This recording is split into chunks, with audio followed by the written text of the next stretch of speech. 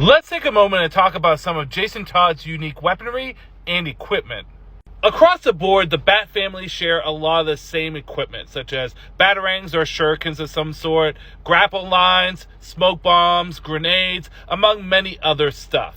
But despite the uniformity when it comes down to their equipment, all of them have their own unique items, such as Nightwing's Screamer Sticks, Tim Drake's bow staff, or Damian Wayne's katana. And of the Bat family, no one has more unique weaponry than Jason Todd. Sure, he has the standard stuff that we all know, such as his pistols and his crowbar, and even carrying his katana. However, he has some more interesting, unique weaponry and equipment that I want to point out to you today. Let's get some of the obvious ones out of the way first. In Red Hood and the Outlaws issue 2, we first see his arm blades, which are part of his gauntlets. These can be utilized for gliding and safely landing from high distances, as well as in Batman and Robin Eternal issue number 3, where we know that the blades can be used offensively.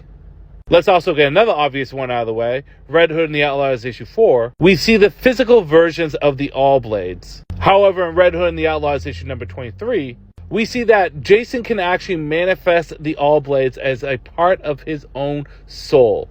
These weapons are effective against evil individuals and magical-based opponents.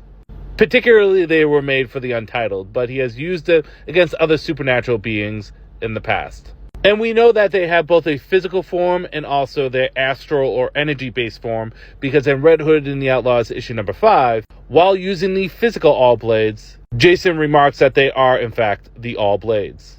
In Red Hood and Arsenal issue number 1, we see that Jason Todd carries on him an incredibly convincing holographic device. In Red Hood and the Outlaws Rebirth 1, we get to see one of my favorite Red Hood weapons. And that would be his chest-mounted taser, which comes out of his bat emblem.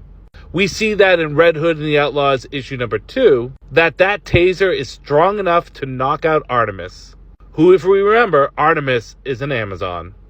We also see in Red Hood and the Outlaws issue number 9, that the taser is strong enough to break him out of solid ice. As well in Red Hood and the Outlaws issue number 16, that this taser is remote-controlled activated. Jason doesn't even need to be wearing it to use it. And also in Red Hood and the Outlaws issue number 18, while dealing with Queen Bean and her goons, we see Jason has a multi-targeting vector system for his taser. This allows him to single out individuals and attack with his taser to multiple targets. In Red Hood and the Outlaws issue number 7, we see Jason has on him, in case of an emergency, at least one kryptonite bullet. In Red Hood and the Outlaws issue number 20, Jason has a cloaking device, which seems to be incredibly effective, and he can utilize for long durations of time. We see consistency for this in Red Hood and the Outlaws issue number 25, where once again Jason Todd utilizes his cloaking device. And we'll end things off on a fun one. In Batman and Robin Eternal issue number 9, Jason Todd has a laser built into his gauntlet. First blades, now lasers. Boy, the Bat family love their gauntlets. And don't forget, all these feats and more can be found on the Comic Talk Society Discord server.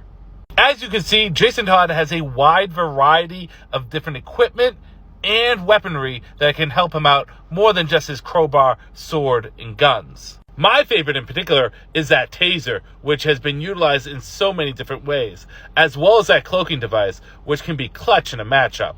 He may not be the most talked about Robin, he may not be the most liked, but Jason Todd is a menace to society, and do not sleep on him.